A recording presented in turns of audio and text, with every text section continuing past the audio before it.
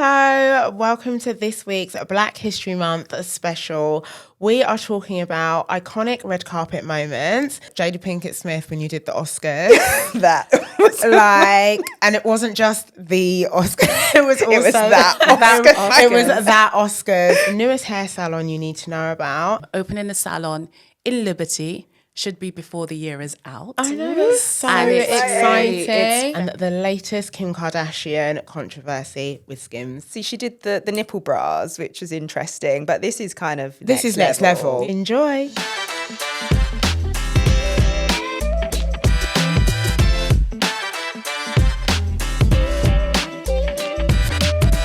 Welcome to the SheerLuxe Podcast. I'm your host, Nana Acheampong, and today I'm joined by Funmi Fetto, editor and entrepreneur, and fashion editor and celebrity stylist, Georgia Medley.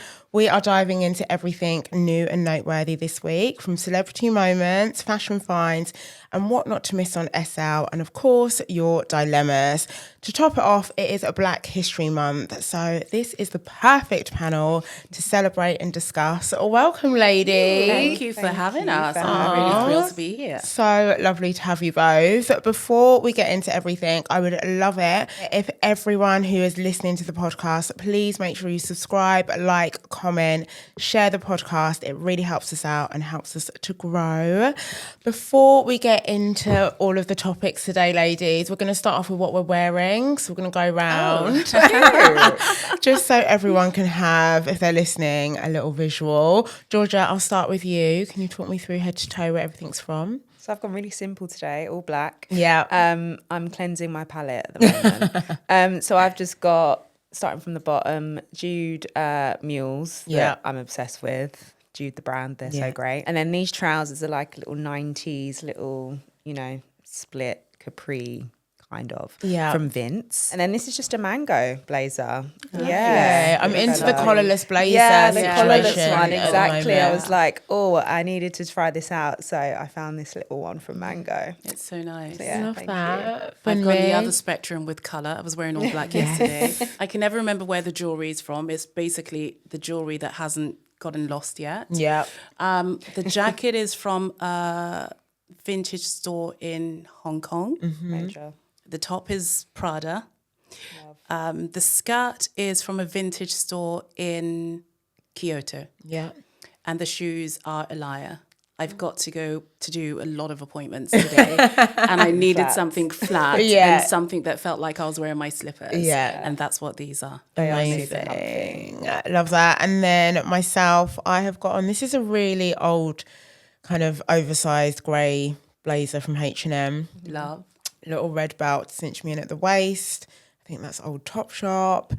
Then I've got on this fabulous sequin skirt from ASOS range, which I've actually had for a couple of weeks. And I'm just like, I truly believe sequins are not just for like party season. 100%. Like you need to be able to wear them every day. Yeah. And then I've got on some white slingback wedges from Zara. I love those. Those are fab. Yeah, that is me.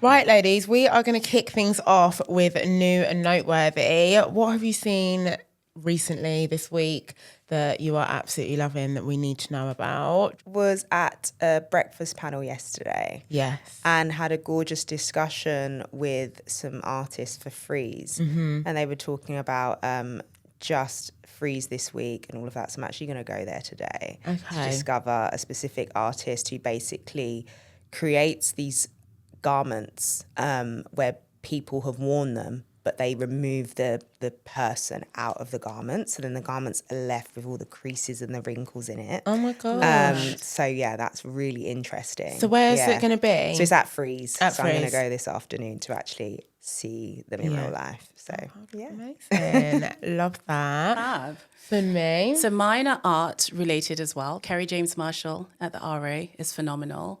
I think it's a really incredible opportunity to see so much of his work. I don't want to call it a retrospective in many ways, but it kind of is. And there's also 8 new works there, but it's phenomenal. Nigerian modernism. Yes, at the Tate. I am biased because I am Nigerian, but it is an extraordinary show. Yeah, that is on my list. It's an amazing show. And I think in many ways it defies this idea of what people think Nigerian art is or African art is. Yeah. It's phenomenal. Yeah. And then the last but not least, and that ends on the 1st of November, there's a wonderful artist who's a friend of sorts called Danielle McKinney. Yeah. And she creates the most exquisite, beautiful paintings of, generally the protagonists tend to be Black women. And it's just so delicious. And this is her first exhibition here in the UK. Although she was at Frieze last year. She had a booth at Frieze last year. Yeah. And I would highly, highly recommend going to see that. I'm going to put all of those I went the other day. Oh, did you? And it was, I was going to mention it, but she is literally, I'm not usually that person, but I've never connected with art so much before, ever. It was beautiful. Her work is amazing. She's just gorgeous. Oh my gosh, I need to check those out. Yeah. I am kind of on the other end of the spectrum. Last weekend, I had a weekend where I just needed to stay at home and enjoy my mortgage because I've been away a lot and I was very tired. So I caught up on kind of like a lot of TV. Nice. So if you're indoors and want something new to watch, one of the shows is called Happy Face. Oh, okay. It's on Amazon Prime. And it's actually based on a true story, which I didn't realise until I was like halfway through. I think it's maybe around 6 to 8 episodes. Okay. But it's about a American serial killer. So it's a kind of great. Yeah. Gruesome. That sounds like a barrel of laughs. Yeah, a bit of a deep subject, but this relationship that he has with his daughter. Oh gosh. And uncovering another murder that he hadn't kind of owned up to. And like, I don't want to give away too much of the plot, but it was really well acted, like really gripping. Wow. That sounds incredible. And then, so I kind of finished that in a weekend. So love a good series. Yeah, exactly. I'll add that to my list. Yeah, okay, add that to your list. And then, did either of you watch The Morning Show? That is on what Apple TV. Oh my gosh. It's a new obsession of mine. Isn't honestly. it so... You love it? No, because I didn't realise how long ago that it started. Yeah, it's on series 4. So I've been like working from home a lot recently. You know, you just need something. If I'm not like reading or like have a podcast, I was like, I just need something. And I literally stumbled across it and I caught up within the last 2-3 weeks. It's been on. I'm obsessed. Constantly. Oh, I love this. You need to watch it for me. It's so good. Yeah, it's really, really Another good. one on my list. Yeah, exactly. So series 4 of The Morning Show. Yeah, okay. It is getting really juicy. We are going to move on to fashion finds. Anything that we are desperate to buy or have just spotted and has caught our eye recently. For me, I'm going to start with you. What are you we've loving? just come off the back of show season. Yes, we and have. I know this might be slightly controversial. I mean, this show season, I would say, was really, really exciting because there was so much change. Yeah. So much. I really loved Prada. I think Prada has this incredible way with colour. Yeah, 100%. The palettes are just beautiful. Extraordinary. Yeah. They're just, a green is never just a green. Yeah. A blue is never just a blue. Yeah. She just injects some kind of sprinkle of magic into the way that she uses colours and the way she combines colours, in really unusual ways. You never knew you wanted a purple and a brown together. You never knew, you don't even like purple and suddenly you're like, I want everything. Yeah. True. And then she has these wonderful gloves that are sort of these elbow length gloves and I'm just like, I want them all. Yeah. So you're going to see me with a lot of gloves that I probably will lose because, that's what happens with gloves. But you'll see me with lots of coloured gloves and lots of kind of, colour combos. Yeah. Prada style. I know. I love how much you love colour. You're same as me. I'm not wearing loads of it today. But I love a good colour combo. Yeah, like purple and brown. Well. Yeah. Right. Georgia, what's on your current wish list? Gosh, there was so much that come out of shows this season. Most that I most probably cannot afford. I know. I literally Googled how to become a millionaire before But just go 2026. vintage. Yeah, it's I true. think that's the key. I'm a lover of tailoring, and I'm Yeah. kind of in my tailoring bag at the moment. And I Yeah. actually loved what Mugler did this season. I loved the play of how they played around with, you know, the proportions of hips and shape, you know, from the waist and shoulders and all of that. And I'm quite an 80s gal. Yeah. I love 80s style.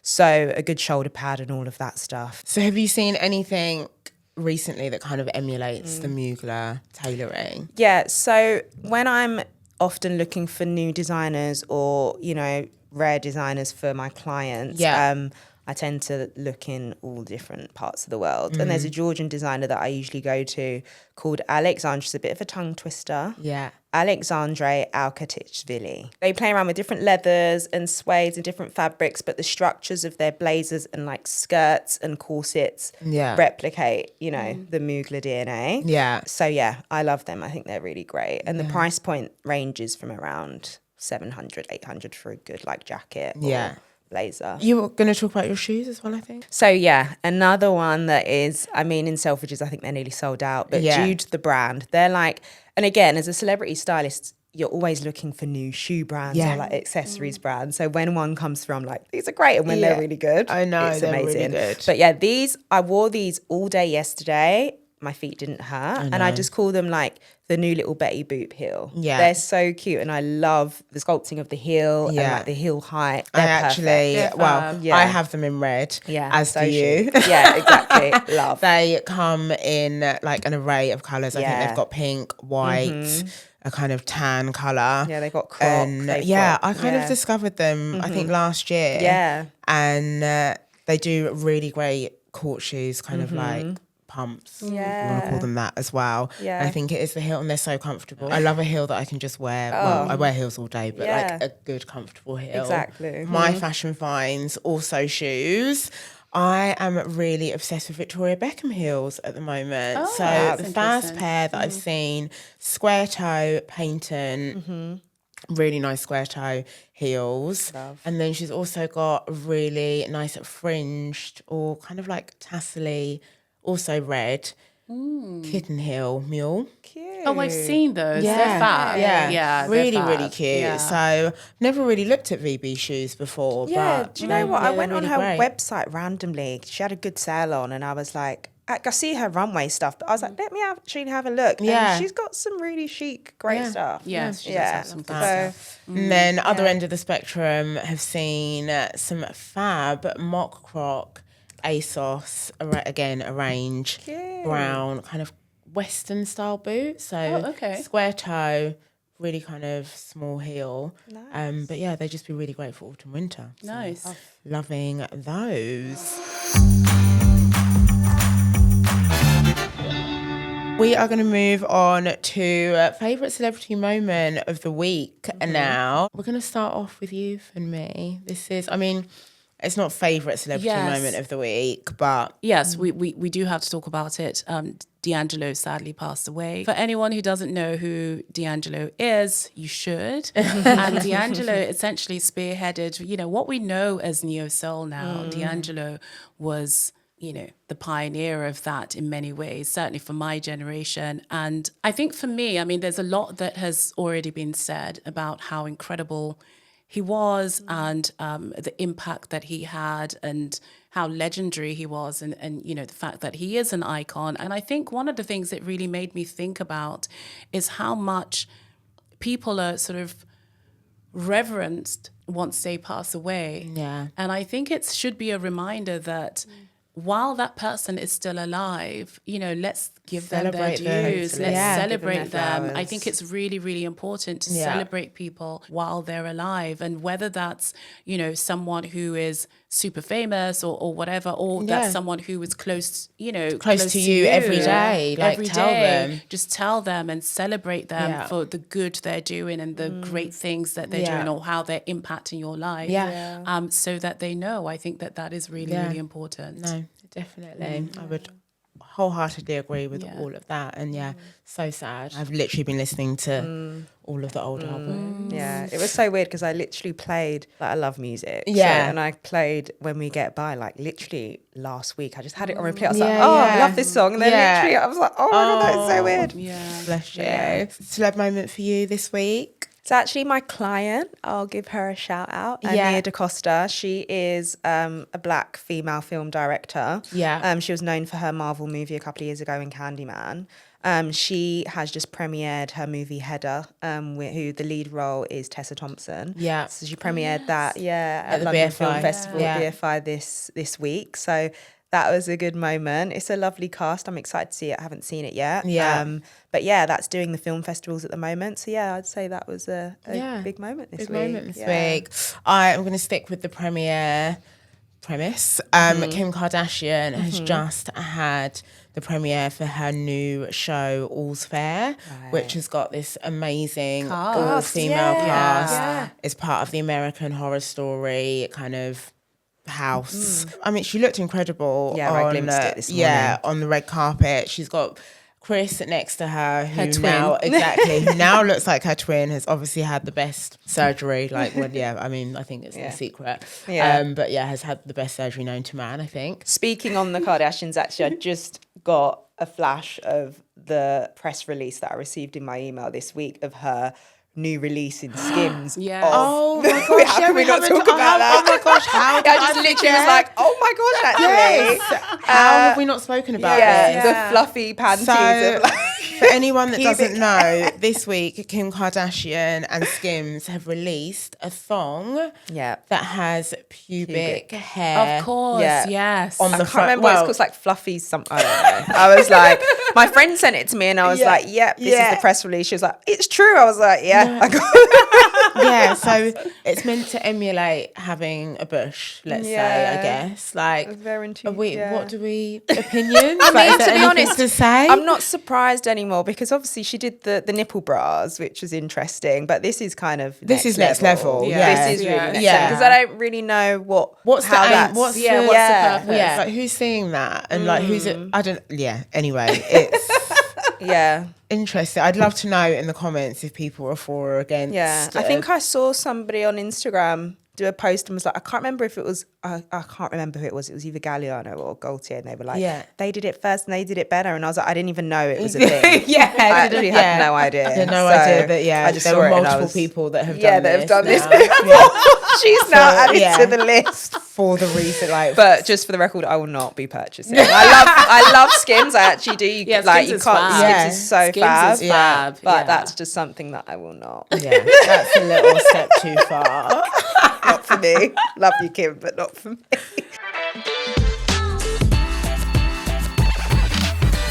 Before we move on, I would just love to say again, please make sure you subscribe wherever you listen to your podcast. It really helps us out. Continuing to make a great content that hopefully you love.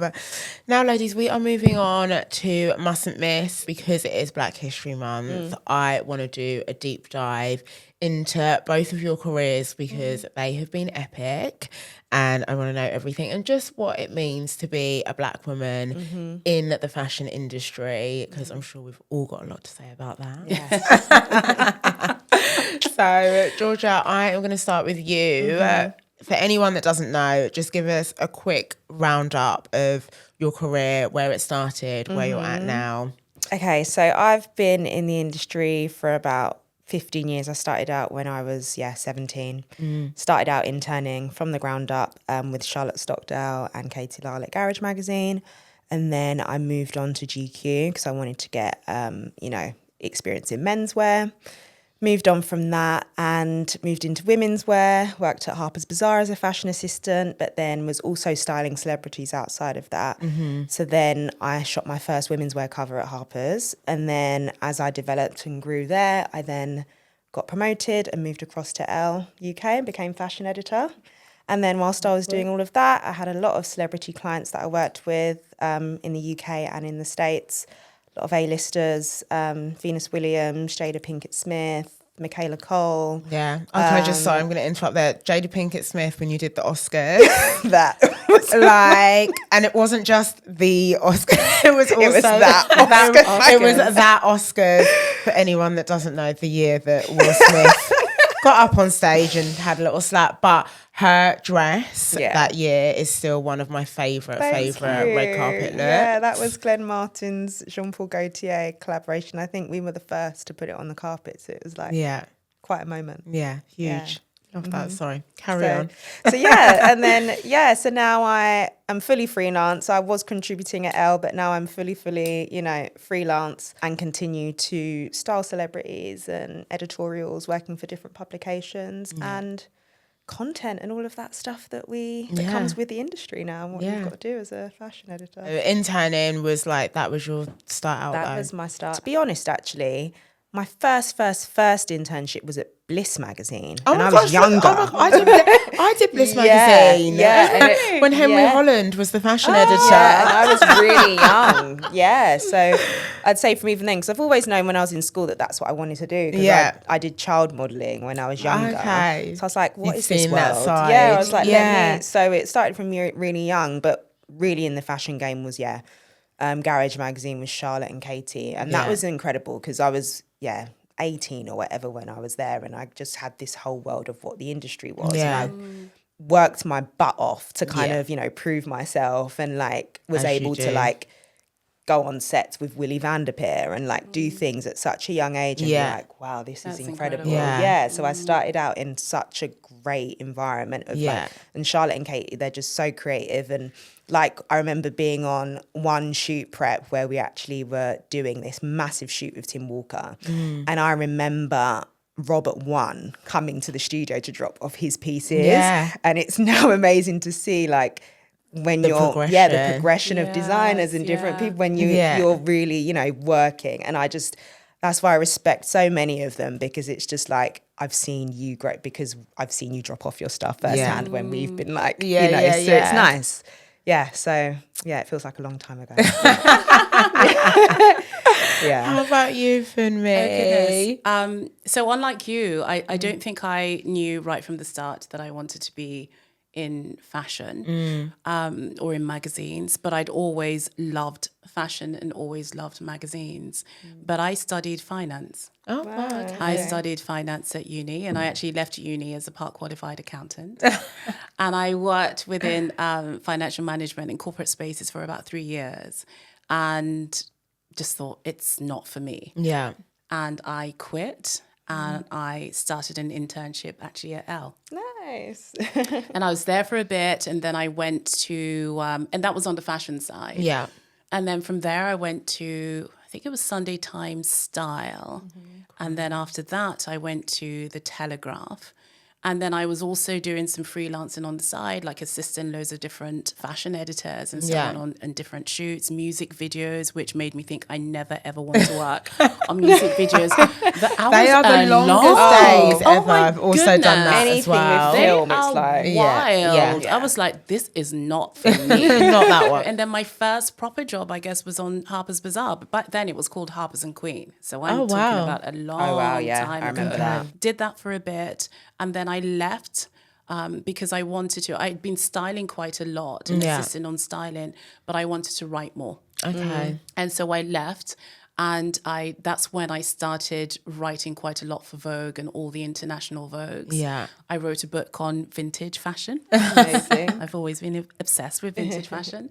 And then I was an accessories editor at InStyle. I started writing about beauty, not because I had any interest in beauty per se, in terms of editorially or, how it was covered. I found that the way that beauty was covered was either really, really trite or it was just not applicable to someone who looked like me. So I never even looked at the beauty pages in any publications at all. Yeah. And so there was a time that people would start asking me to write, about beauty. Yeah. Because they were finding that, actually, we are getting questions from people who are of, darker skin tone and so on, and they're not being covered. Yeah. And so bit by bit, sort of just freelance, people were asking me to write for them.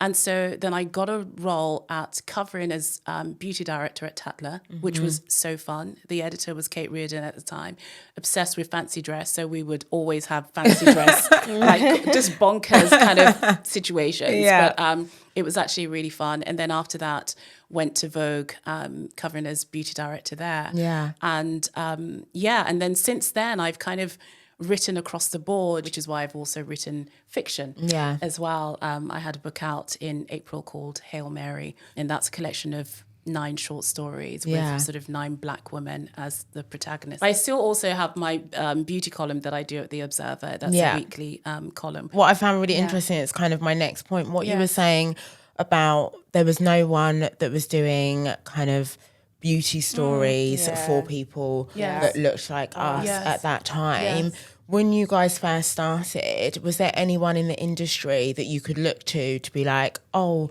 that's the person I kind of want to emulate, like their career or like what they're doing? You know what I think is really something of a fallacy? You know, people say you can't be what you can't see. And I don't believe that at all. I don't understand why people would say that because a lot of times things have to be birthed from your imagination. There is always going to be someone who is the first. And I think all of us are the first in different ways in the sense that everyone's an individual. There is no two people whose careers completely mimic one another, of course. you know, because we take different paths. So I don't actually think that there was anyone in the industry that I thought to myself, oh, I want to be that person. I just knew what I wanted to do. I've never really been that person who has looked to see something that exists and then says, I want to do that. For me, it's really important that we utilize this thing called imagination and creativity and just think about what could be possible.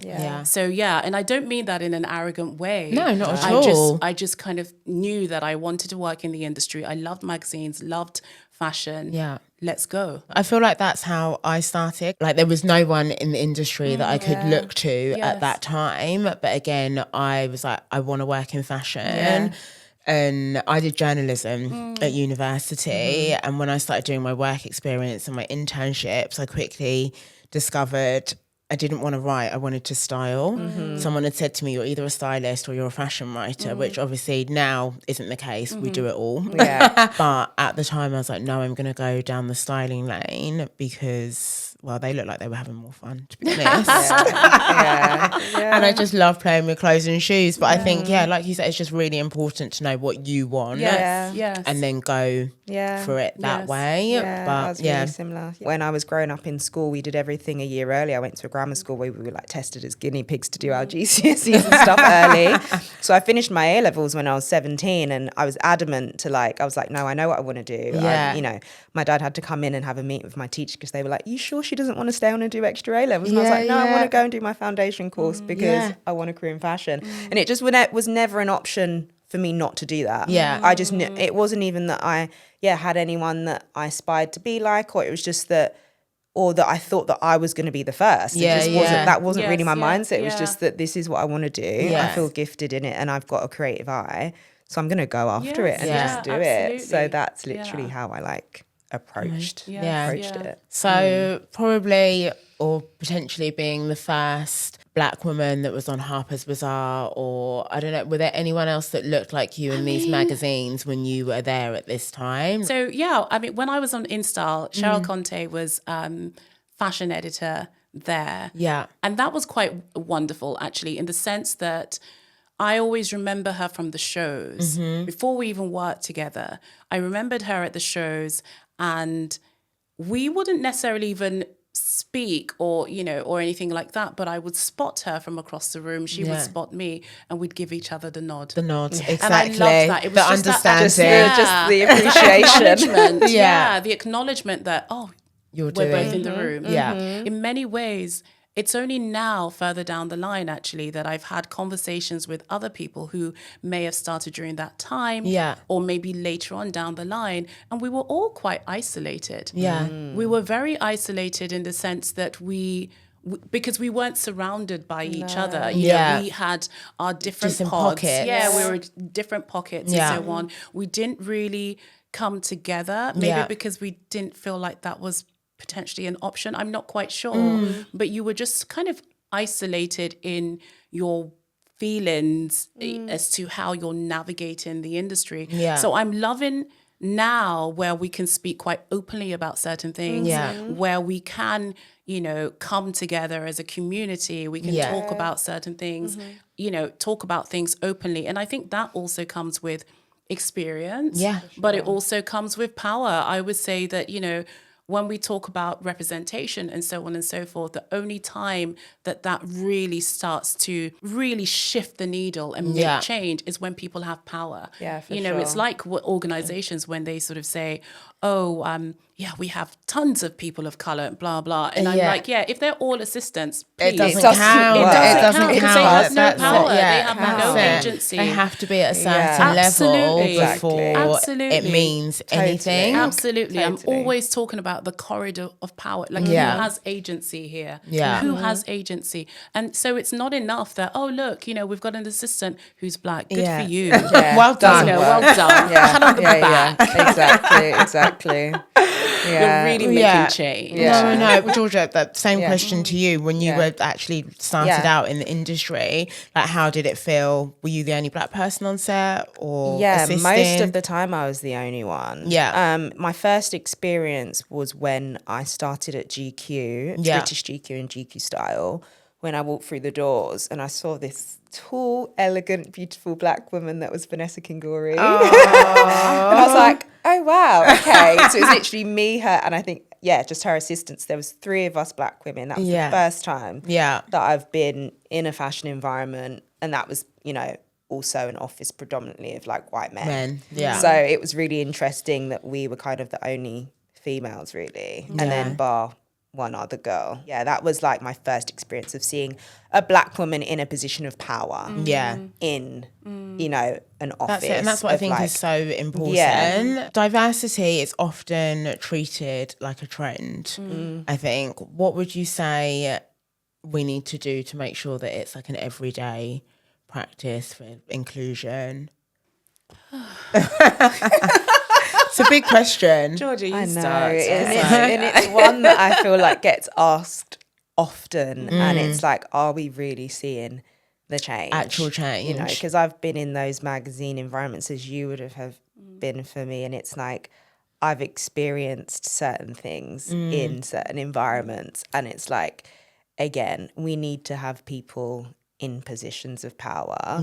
But then also making sure that if you are in a place where you have obviously your seniors, that it is a safe space for black people as well. So like if you are actually experiencing any issues or whatever, that you can go to somebody and speak to them openly about it without the fear of being pushed out. Because that's the common story, that you know? is so important. And so I think making sure that that is a fundamental principle in any company, that like it is a safe space that somebody can actually speak out about their problems or issues if they are race issues and not have that fear of being dismissed.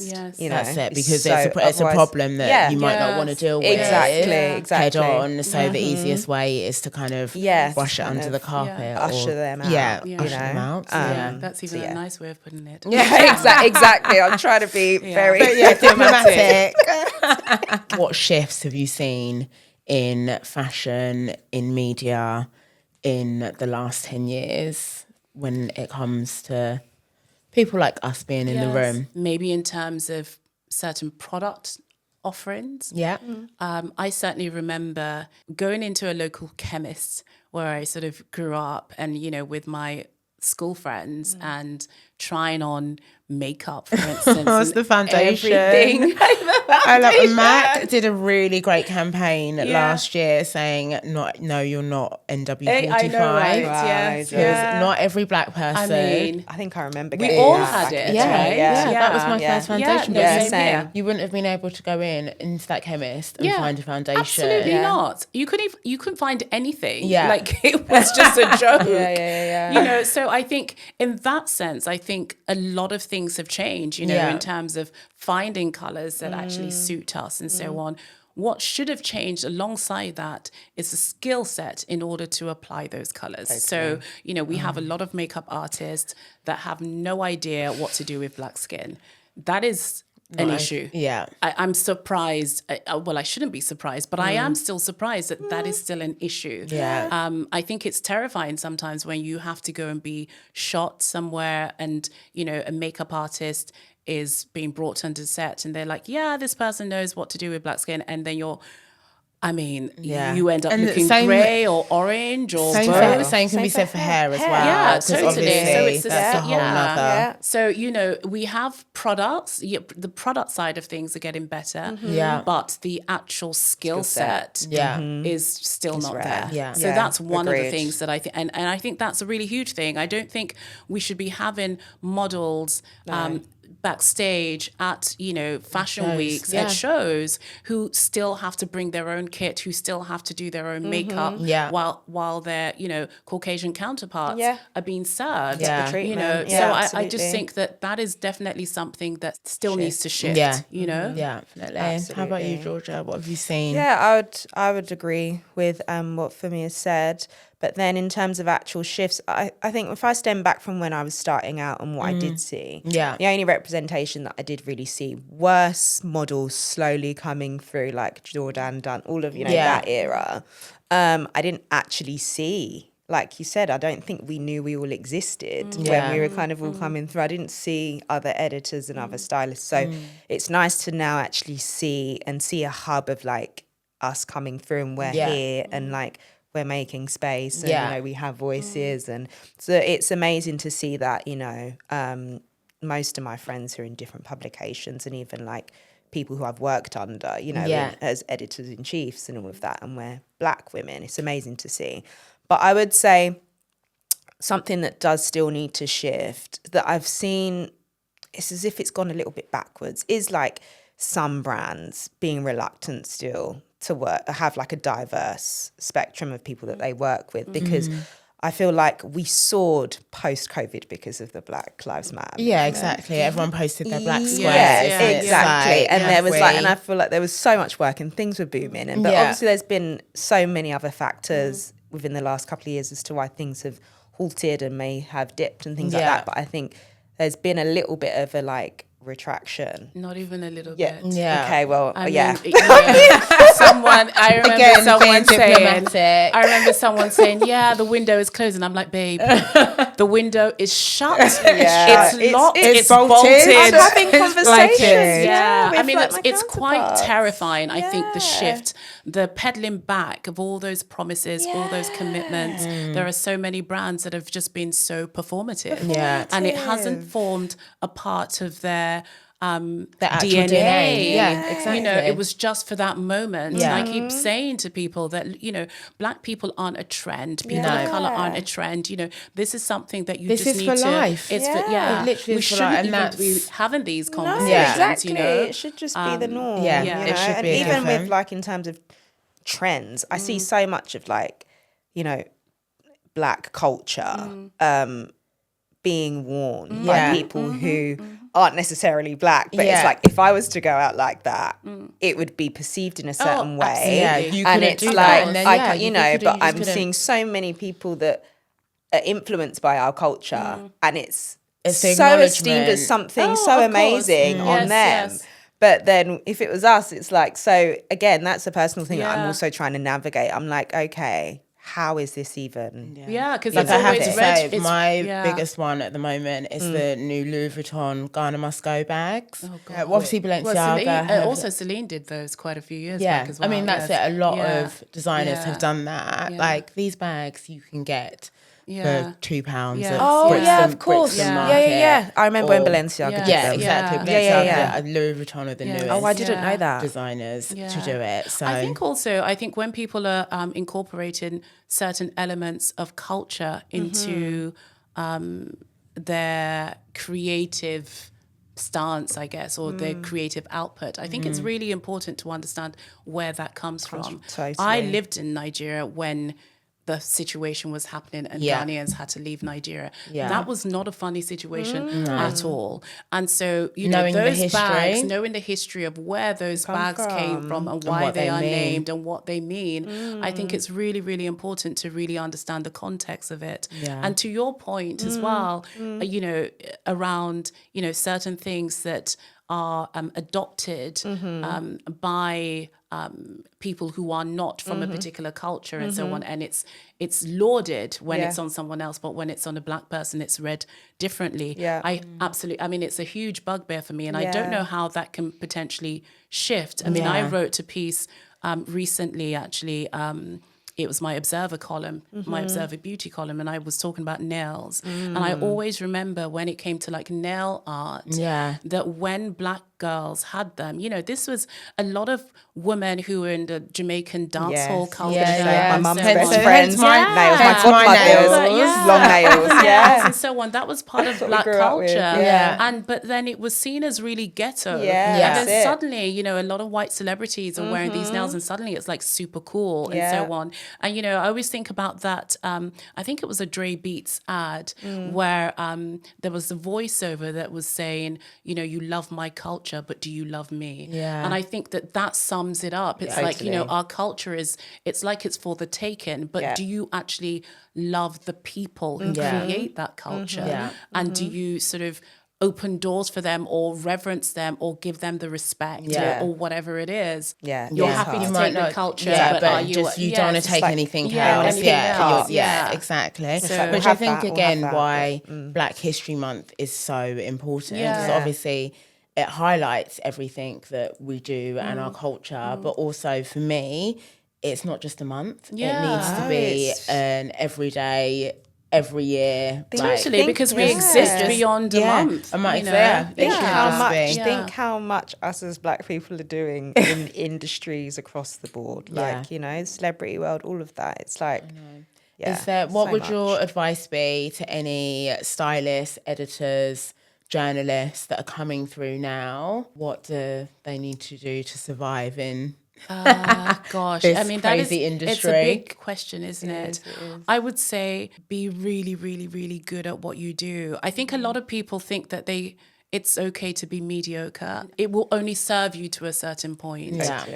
You know, whatever you're really passionate about, just be really, really, really good at what you do. Like, do go above and beyond, and nothing should be too much in order to achieve what you want. Georgia, what would your advice be? I would say be really bold and confident in your originality and your point of view. It's like, you know, everyone has something to say, and I think you can enter into this industry and be swayed left, right and centre, but if you kind of know what you want to present into the world and what you want to say, I'd say don't let anyone sway you from that, and kind of be bold and strong and confident in believing in yourself, believing in what you bring to the table. But that also comes from what you were saying for me, is actually just like honing in on your craft and being excellent in what you do. And like, being confident in that, and just strong-minded in, okay, this is what I bring to the table. So I obviously agree with all of those points. To add, I would say what I really like now is the visibility that we do have. And like you were saying, instead of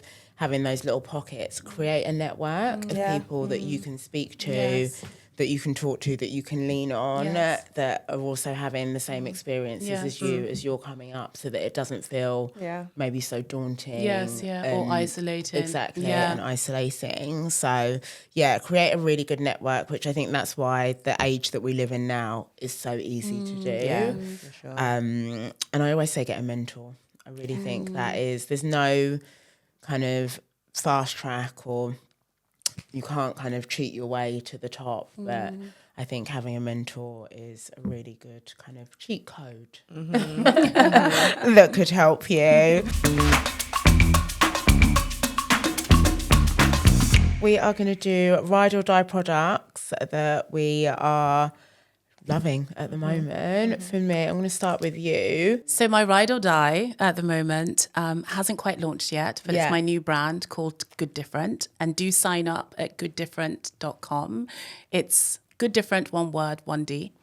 And essentially Good Different is a luxury hospitality approach to black hair. We're opening a salon in Liberty, should be before the year is out. I know, that's so And exciting. It's very, very So chic. exciting. Can you tell us love. more about what the salon is going to look like in Liberty? Ooh, well, essentially, it's been inspired by the living room of immigrants who started their hairdressing businesses in their living room. That is such And a so great we've taken this concept. concept of the living room and basically just really elevated it. Yeah. And so, because I've never really understood really sterile spaces that are supposed to make you feel nice. Yeah. I've always loved color. Yeah. I do love color, and I love, feeding the eyes, whether it's with, books or art or, something going on. And I just wanted to build that kind of space for people to come in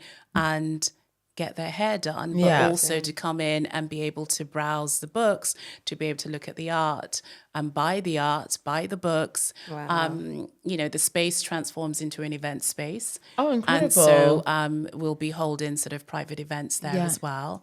So and it's in parties. Liberty. Yeah. So fun. I love that. Oh my gosh, I'm so excited about that. I cannot wait.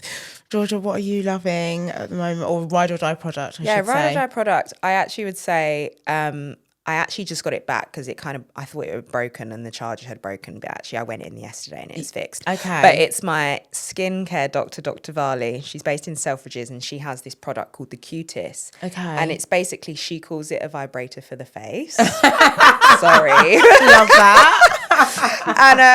And basically it just is something that you can use every day. It has different variations of vibrations, but it just helps lift your face. And oh my gosh, give you that contour. Yeah, and it just lifts. If you wake up in the morning and you're feeling a little bit puffy or you're a bit tired, or if you're under the eyes or around the neck, wherever, you can just use your Cutis, do a few strokes with different vibrations, and it lifts your face before you've even had to apply any makeup or skincare or anything. That's amazing. It is.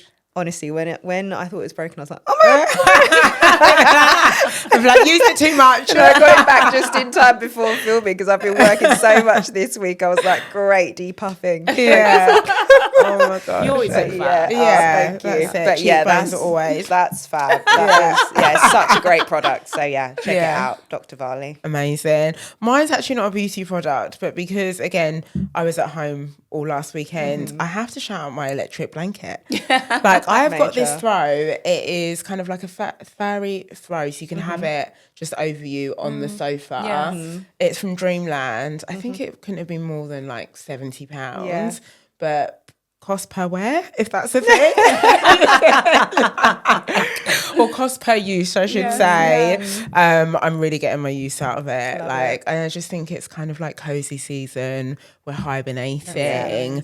I think they're just a really fun accessory to have on the sofa. Also, I've got a new sofa, which from Swift, which I'm also loving at the moment. So those two, the most iconic duo. We are going to move on to dilemmas that we've been sent in. So, want your expertise, ladies? Okay, I think this is a really great one because I had this a lot when I first started out. Okay. I love wearing my natural hair, but still worry that it's seen as unprofessional. How do you deal with this bias? It really depends on the environment that you work in. And if you don't have this this kind of chorus of, say, sisterhood, this community of people who can really boost you up, then you can feel really isolated in it. Yeah. I mean, I would say, ultimately, first of all, your hair is not unprofessional. That is a lie that has been sold to us over the years. You need to unlearn that. Yes. So it's unlearning that idea that it's unprofessional. And I think you just have to gain the confidence and the boldness and just be who you are. How your hair grows out of your head is your hair, and there should be no apology for that. And I think that also it's illegal now for anyone to come up to you and say, oh, your hair is not quite right. You know, you can't. there are laws around that now. I know. And so I think it's just having that boldness, just taking that step of just having your hair the way you want to have your hair and showing up at work with your full chest and just owning it. Just owning it. Yeah. I think that's the thing. And I understand that in some spaces, you know, we are really quite fortunate. We work in creative spaces where pretty much anything goes. Yeah. I come in with a different hairstyle every other day. Yeah, No one bats an literally. eyelid. I actually would just use this as a place to shout out Paige. I don't know if you follow her, but she's just launched a book called How to Love Your Fro. How to Love Your Fro, And I think as well for all of us, it's such a process. And she was speaking on actually just like giving yourself grace with like, because there's so many things that have been sold to us that we've been affected by in our, you know, like subconsciously. So it's like, realizing. you know, Totally. allow yourself to just actually, you know, go through the process of being, you know, gaining that confidence and building that to be like, okay, I'm going to show up in my actual authentic self today, because it is a process. And sometimes you might feel like you want to wear straight hair. Some days you might want to feel like you wear afro or whatever, or braids. It's like, it changes, I think. So completely. Yeah, it's just giving yourself grace. Next dilemma, it's kind of the same. How do I build confidence when I don't see anyone that looks like me in my industry? So this could be in a corporate space, perhaps, or... Do you know what? I'll, if you don't mind. Yeah. I'll go ahead, because I kind of used it as my superpower. There was no one that was like me or looked like me or had my eye or my point of view, because how I grew up, my culture, everything was completely different to the surroundings. So my mindset and how I saw Black people or how I saw colorways or fabrics or patterns and things like that, or, you know, I knew that they didn't see it in that way because they had a completely different upbringing. 9 times out of 10 from the same, you know, places. Whereas I used my indifference as my superpower. I was think like, that is you're not like me. Absolutely. Yeah. That's That's amazing. it. Yeah. I think that, honestly, I think that's the best answer. And I feel like that is pretty much how I've been a lot of my career as well. It's like no one else has the experiences that you do, goes to, I don't know, for me it was going to Ghana every Christmas or Easter, and it's like that's a whole other experience that you can bring that knowledge and put it into put it into your kind of day to day. The last one, this would probably be a good one for you, Georgia. Myself, I love my curves but struggle to find brands that flatter me